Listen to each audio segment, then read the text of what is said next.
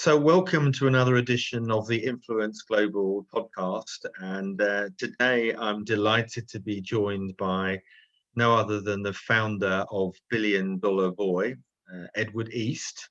Lovely to see you, Edward. Yeah, you too, Gordon. Thank you very much for inviting We're me. going to hear about your sort of entrepreneurial journey with interest. But for those of you that are watching on video, we were just having a joke, weren't we, before? And you've got this great picture behind you, and just tell the viewers, maybe not the listeners, but just explain what it is. Well, so I'm living at my parents' flat in London right now, I imagine a lot of people maybe as well, moving back home, and I'm sitting at my mother's desk, and behind me there's a picture on the wall, and I had to change it to the picture that now sits there. Because before it was a portrait of my brother, and who looks quite similar to me. And I was very worried that when I was on Zoom calls with people like yourself, Gordon, and clients and team, that they would think it was a self-portrait of myself. So I quickly removed it and swapped it for that. Oh, I love that. Yeah. So Billion Dollar Boy, it's a creative influencer agency that's been super successful. But the name is unusual. Tell us a little bit about, the brand that you've created, but particularly the name. Sure. Well, a lot of people ask, where did the name come from? And a lot of people compare it to, it's a name that we're very proud of. And it's a brave name for a brave agency. But the name came about from many years ago. I was building websites for friends over my gap year, and I listened to a lot of music at the time. And Pharrell was my favorite musician at the time. He just had a song that came out with Snoop Dogg called Beautiful.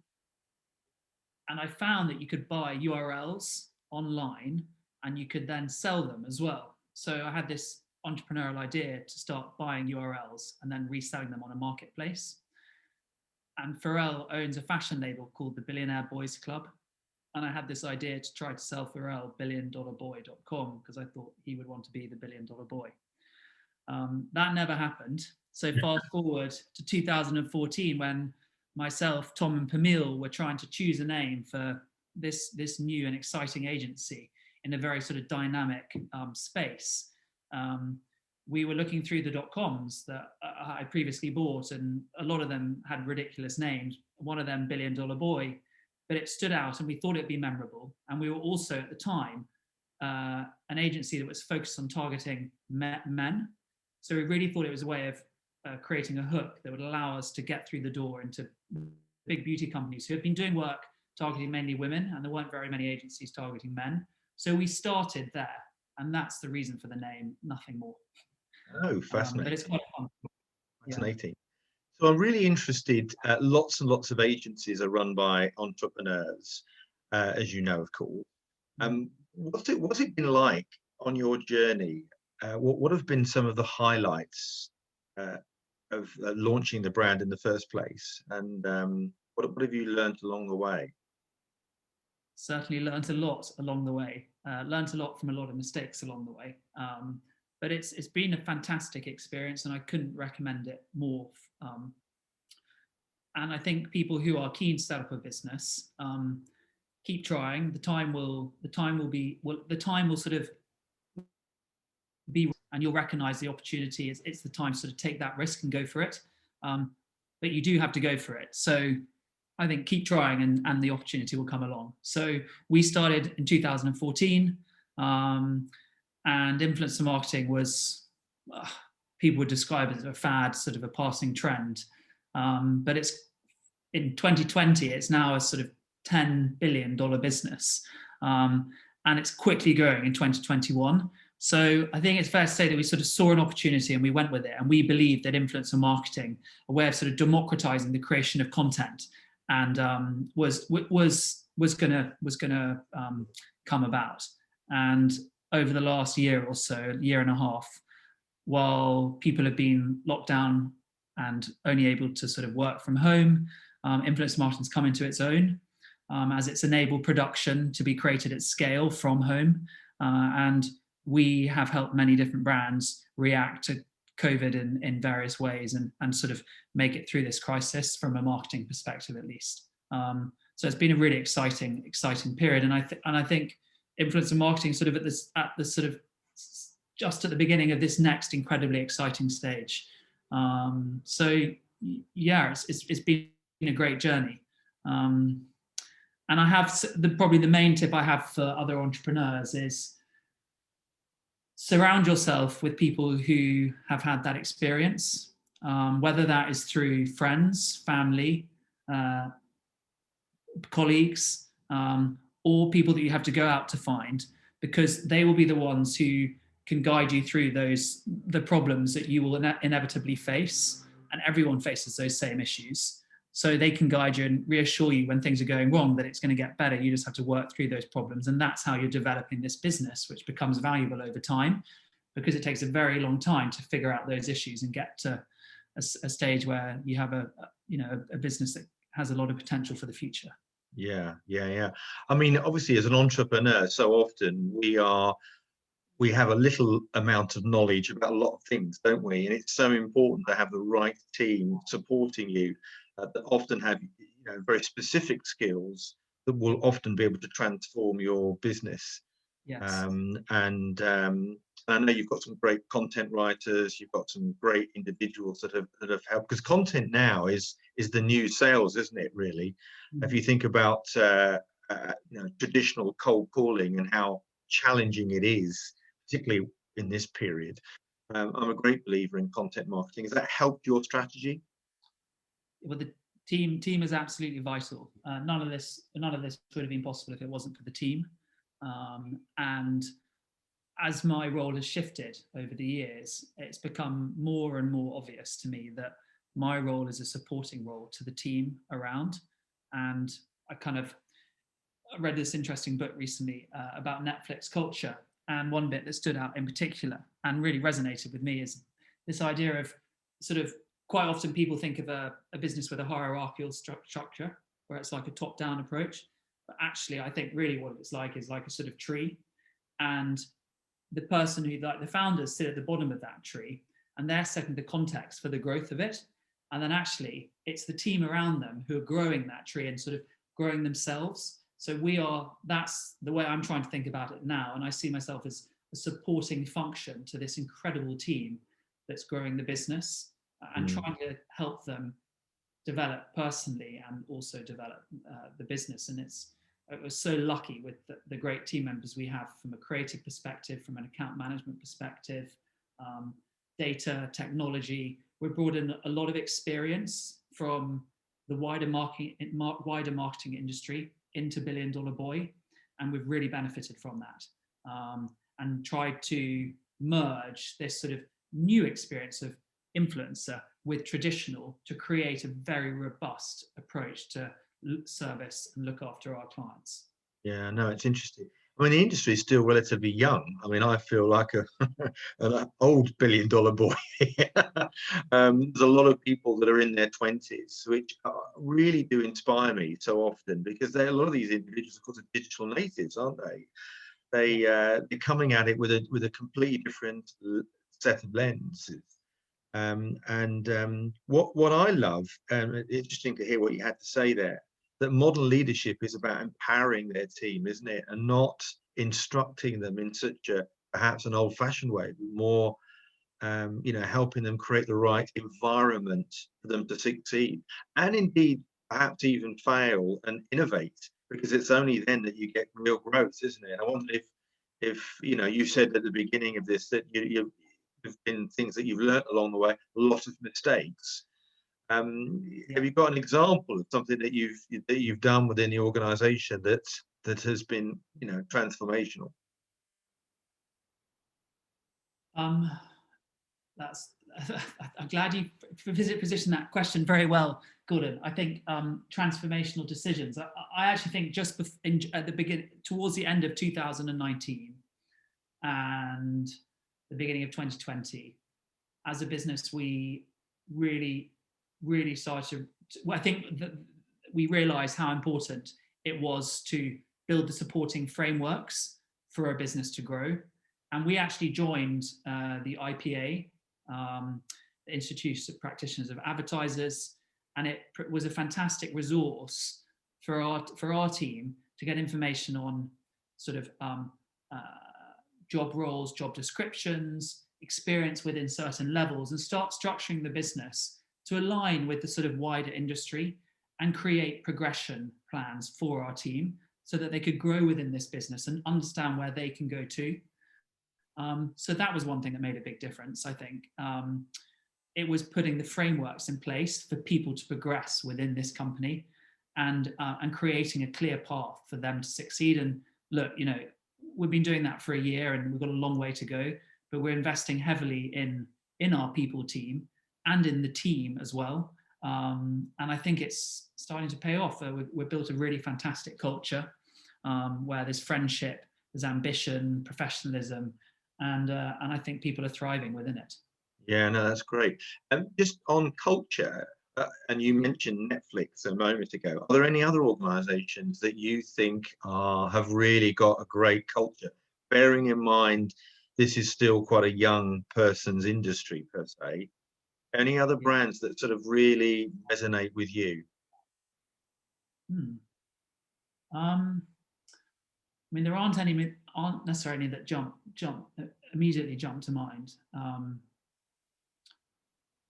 But actually, Gordon, I'm not sure I have a good answer to that question. I'm sure there are lots, and to be fair, we read books all the time about. I read books and news articles about other businesses and what they're doing from a culture perspective, and we learn so much from them. I think we are definitely one for listening to opinions from many different spaces and trying to build our own view off the back of that and then action it. So a lot of this sort of creativity and creation, from my perspective, the way I deal with it is learning from others and then trying to come up with a fresh perspective, which is informed by all those different opinions. Yeah. I was interested to find out whether or not, you know, that you're learning different processes about how to work with clients. You know, one of the greatest things about this industry is it's a great brainstorming industry, isn't it? You get so many different types of influencer marketing campaigns that are so different. And I always say to brands, you know, embrace this. You might be amazed by some of the content that will astound you, that you never thought was possible to create. And that's what I love about it, is using human interface for great creativity. So tell us a little bit about some of the campaigns that you guys have worked with. Sure. So, I mean, we are running a lot of campaigns across the board, across a variety of industries, ranging from sort of fashion, beauty, food and drink, and more. But those are probably our three main categories. And we have offices in London, New York, and New Orleans. And we run campaigns in those territories, but also globally from those local offices. And I think there was there's a sort of trend which is called personalization at scale. And we believe this is a more and more important piece as we move into a more and more digitally led future. And we have been working on building an approach to personalization at scale that uses influencers to create content that can appeal to many different audiences. And then that content can be used in many forms of media at different points in the day to talk to an audience. And it's essentially tailored messaging to different audiences. So we have been doing a lot of work with Walgreen Boots Alliance on this, and in particular one brand, Soap and Glory. And we have this quite exciting new approach to creating content where we're actually producing the content in tandem with the influencers. So most of our business is influencers producing the content, but we're briefing and running them through that sort of creative process, but it's they're responsible for the direction and production of it. But with Soap and Glory, we've been working with influencers to actually help them produce it. And it's led to an incredibly cost-effective way of creating these assets at scale. And we're very excited about that. In our US business, they have really been at the forefront of, over the last year and a half, like pushing forwards on TikTok campaigns and Reels. And I'm very proud to see the content they're producing for some incredible brands. and they're really at the they are very much at the forefront of adopting new features on these social platforms and pushing forwards with their clients. So yeah, we work with a whole range of companies, from All Green Boots Alliance to L'Oreal, Shiseido Group, Campari Group. Mm. And do you find obviously one of the biggest things to look at in influencer marketing is testing content, isn't it? Being able to assess what works and what doesn't, at what time, what platform. I mean, obviously we've been talking briefly here about TikTok, but you know, there are others, aren't there, that are also emerging. Triller, for example, is coming on, and then we've got Clubhouse, which is popping up now with over 2 million people on. You know, is there almost like too many platforms out there for brands to know where their audience is? I mean, it's a good question. I suspect a lot of the audience is overlapping across those platforms. But I think, you know, Clubhouse is a good example of a platform that I think is here to stay and will be a very interesting platform for influencer marketing moving forwards.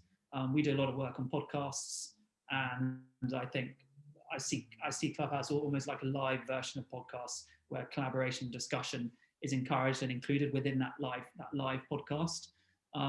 So I'm really excited to start running campaigns, potentially running campaigns in that space. Triller, who knows? It's not a platform we're focused on, and there are lots of others which we're not focused on. But we focus primarily on Instagram, TikTok, YouTube, Pinterest. Those are the main ones, aren't they? Yeah. We are very, you know, definitely as new platforms arrive, and I think Clubhouse is one of them. Just like a while ago, you know, back in 2019, we thought TikTok was, and we were one of the first agencies sort of to propose to our clients strategies on that platform and start activating them as well. Mm-hmm. It's really important what you said a minute ago, that you audiences, although they're on different platforms, you've got to understand that they want to receive content in a different way. You know, and at different times. This is what's so critical. Mm-hmm. So what's it like working with talent? You must have had some ups and downs, and I don't mean people talent. I mean influencer talent. Well, I mean, I'm always in awe of the talent that's out there. I am too. It's thanks to them, Gordon, that we have an industry that's growing and is so successful. They are the sort of the artistry and the creativity that you find on social is mind-blowing, and I feel that it's that creation of content that really has made the difference in our space. It's upended that traditional production model, and I think that is really what's led to influencer being so successful. And so from a talent perspective, you know, over the years we've worked with influencers of all sizes, creators from many different backgrounds and areas, creating a huge variety of content. And I think we learn so much from them day to day, and where we have the most success is where we can provide informed briefs to guide them and inspire them through the creation of content. And the majority of the time, 99% of the time, the relationships are hugely successful. But just like any, you know, partnership, sometimes things can go wrong. And I think, you know, what you want to make sure is when things do go wrong is that you treat that sort of error, and you look after all the parties involved and sort of and move forwards from there and try to put that in the background. So generally it's all really successful. And I think that the main lesson there is trying to brief talent correctly. And if you brief them correctly, you'll end up with great results. Yeah, I couldn't agree with you more. It's one of the things I talk about quite a lot. In fact, I was video shooting about things not to do with influencers only yesterday. One of them was make sure that you do properly brief them, because if you don't, it's when all sorts of things can go wrong. The other area that I'm often talked about is when they don't want to deal with multiple people in the companies. They literally ideally want to work with one point of contact, because some of these individuals are so busy with, you know, and I think helping them brands understand that actually creating content takes time. And it's no point in leaving it to the last minute with only 2 or 3 days to create something. You don't get the best out of them, do you? No, no, you're right. So I mean, we have a team of about 30 or so just in the UK alone who's dealing with talent on a daily basis. And you can imagine there's a lot of relationships being managed in that case. And we're producing hundreds of pieces of content every week now. So I think it's a careful process, and you just have to be considerate of their time and the information the influencer requires to create a successful piece of content. So it's it's our responsibility to guide the influencers and our clients through that and make a success out of it. I like to think we do a very good job. Yeah. What do you think the future is going to look like for influencer marketing? What would if you had a crystal ball now, and we talked about the size of the industry, didn't we, earlier? I think it's got great potential. What are some of the things that, as an entrepreneur more than anything else, how can we encourage more entrepreneurs to invest in the sector? I think, well, it's a fast growing sector for the right reasons and basic logical reasons that I think will stay true for the future for a long time.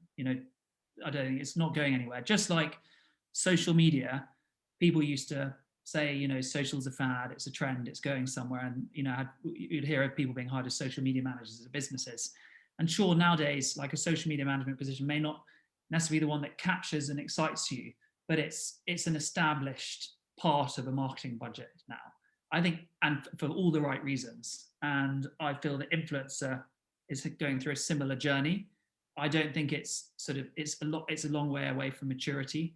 And I mean, we as a business expect sort of doubling growth over the next year alone. Really? Wow. So and that will be there'll be a lot of hard work involved in that, but it seems very feasible, and that involves creating a lot more content, a lot more engagements, and capturing a lot more eyeballs over the next year for our clients. But it's a fast growth sector. It's an exciting sector. There's opportunity for entrepreneurs to get involved. You hear a lot of talent agencies being established by young entrepreneurs, and I wish them all the success in the world. I also think technology, and you mentioned something earlier on around testing what type of content works. Well, we have there are businesses out there doing this, and we're quite keen to invest more in it as well, which is into just using AI technology, which can review content, tag it, and then allow you to assess what type of content is performing or not based on those tags.